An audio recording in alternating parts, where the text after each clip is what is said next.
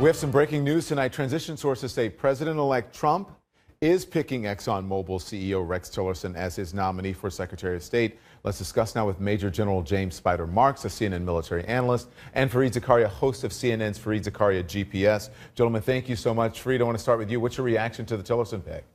Well, Rex Tillerson, if there is a CEO who is prepared to be Secretary of State, it is certainly Rex Tillerson. Exxon is like a country. I mean, it has, it's one of the 5 or 6 largest companies in the world. It has operations all over the world. And energy is a very political business. And Tillerson has negotiated with governments all over the world.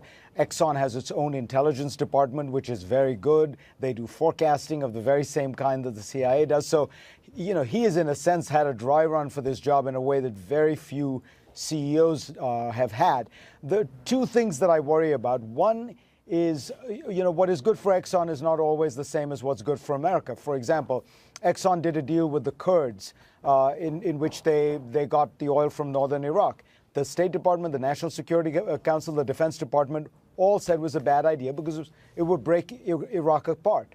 Exxon said, we don't care. This was under Tillerson.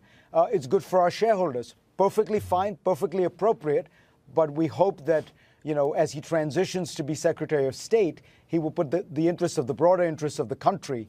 And it's quite, it's quite possible he will. It's quite, one should hope and expect he will.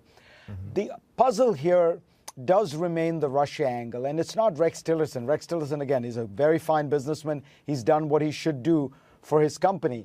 But if you add it all together, Donald Trump's repeated soft, generous, warm statements toward Putin and toward Russia, the appointment of Mike Flynn, who has taken money to be at banquets honoring Putin and the Russians. Now Tillerson, you wonder whether there is some kind of strange pro-Russian tilt here that is inexplicable. But I have to say, I think that it would be wrong to cast aspersions on Rex Tillerson without giving him a chance to explain some of this.